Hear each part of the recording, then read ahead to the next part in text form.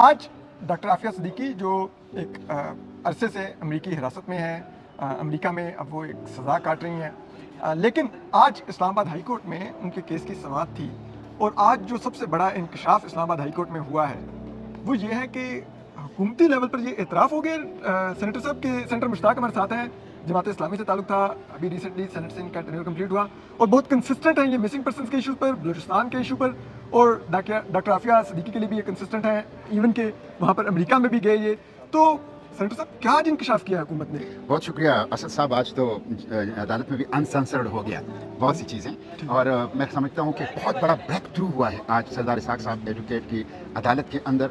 और वाज़ेह हो गया कि आज सामने ये बात आ गई कि डॉक्टर आफिया को तकरीबन 21 साल पहले पाकिस्तान की एजेंसियों ने अपनी 3 बच्चों के साथ अगवा किया है।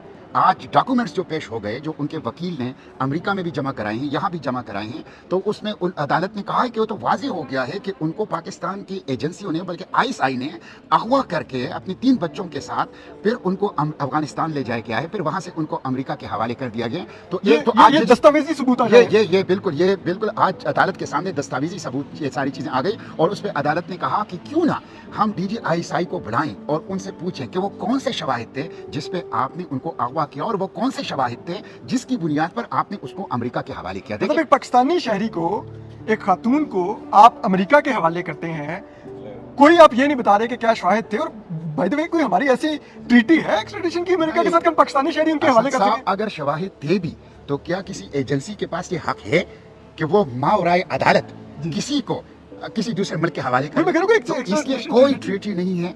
इलीगली उनको अगवा किया गया 3 बच्चों के साथ, जिसमें 2 बच्चे उनके वापस आ गए 8-10 साल के बाद। एक बच्चा जो उस वक्त उनकी गोद में था और 6 माह का था, सुलेमान उसका नाम था, वो अभी तक मिसिंग है। वो अगर जिंदा है सुलेमान, तो वो इस वक्त 22 साल का नौजवान होगा, वो इस वक्त 22 साल का नौजवान होगा। इसलिए मैं तो आज अभी ये मुतालबा भी करता हूँ आपके तवज्जुह से कि ये साबित हो गया कि उनको 3 बच्चों के साथ अगवा किया गया था, जिसमें 2 बच्चे तो 8-10 साल के बाद वागुजार हो गए, बाजियात हो गए, एक बच्चा अभी तक गायब है। इसलिए हुकूमत पाकिस्तान और पाकिस्तान की एस्टेब्लिशमेंट फौरी तौर पर उस 6 माह के सुलेमान को, जो इस वक्त 21-22 साल का नौजवान होगा, उसको बाजियात करे। तो एक आज ये बात हो गई। दूसरी बात, अदालत ने उनसे कहा था, फॉरेन ऑफिस से, हुकूमत से, कि आप बायलैटरल ट्रीटी करें अमेरिका के साथ ताकि उसको पाकिस्तान मुंतकिल किया जाए। आज पता चला कि इन्होंने कहा कि हमने तो फैसला कर लिया कि हम कर लेंगे। उन्होंने कहा आपने फैसला कर लिया तो आपने अमेरिका से बात की? उन्होंने कहा अमेरिका से तो हमने बात ही नहीं की। तो उन्होंने कहा आप अदालत को घुमा रहे हैं, आप डिलेइंग टैक्टिक्स कर रहे हैं। 21 साल में इनसे अमेरिका से बात करने की जहमत ही नहीं हुई।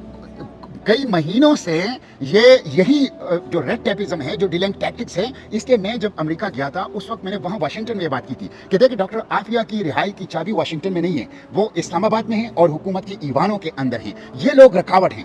आज अगर हुकूमत पाकिस्तान सिर्फ एक US एडमिनिस्ट्रेशन को खत लिखे कि कंपेशनेट ग्राउंड पर कि क्लेमेंसी पिटीशन फाइल कर ले, तो डॉक्टर आफिया हफ्तों में नहीं, दिनों में पाकिस्तान वापस आ सकते। वो बेगुनाह है।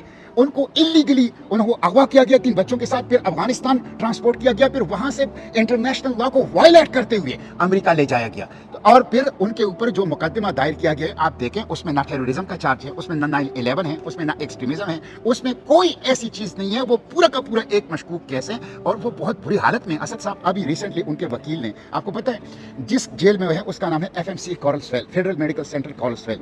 जितने सेक्सुअल एब्यूज के वाकयात अमरीकी जेलों में होते हैं, 565 वाकयात गुज़िश्ता 1 साल में हुए, 345 वाकयात सिर्फ इस जेल में, जिसमें डॉक्टर आफिया है। उसको जहन्नम का गढ़ा कहा जाता है, उसको जहन्नम कहा जाता है। आपको पता है रिसेंटली उनके वकील क्लाइव स्टेफर्ड स्मिथ ने ये इंकशाफ किया है कि जब अभी आखिरी मुलाकात जब उनके वकील ने उस जेल में उनके साथ की, तो डॉक्टर आफिया ने उससे कहा कि अभी चंद दिन पहले जेल के गार्ड ने मुझे सेक्सुअली एब्यूज किया। शर्म की बात है, शर्म की बात है कि आपने कौम की बच्ची, वो कुरान की हाफिजा है, आपने उनको बच्चों के साथ अगवा किया और इलीगली अमेरिका को $5,500 में ये परवेज मुशर्रफ ने फरोख्त कर दिया था। $5,500 कौम की इस बेटी की कीमत वसूल की थी।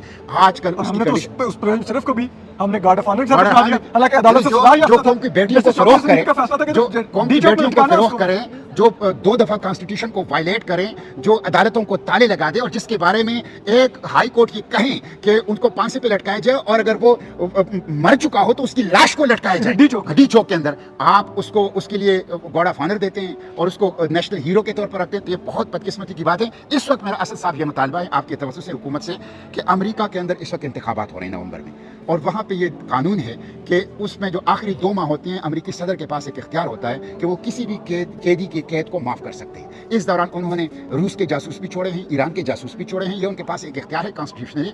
इसमें अगर हुकूमत पाकिस्तान कंपैशनेट ग्राउंड पर एक क्लेमेंसी पिटीशन फाइल करे आज के दिनों में, यानी इसी महीने के अंदर फौरी तौर पर सिर्फ 2-3 लाइनें लिख कर यूएस एडमिनिस्ट्रेशन को दे दें, तो ये कौम की जो मजलूम बेटी है ये पाकिस्तान वापस आ सकती है। अच्छा,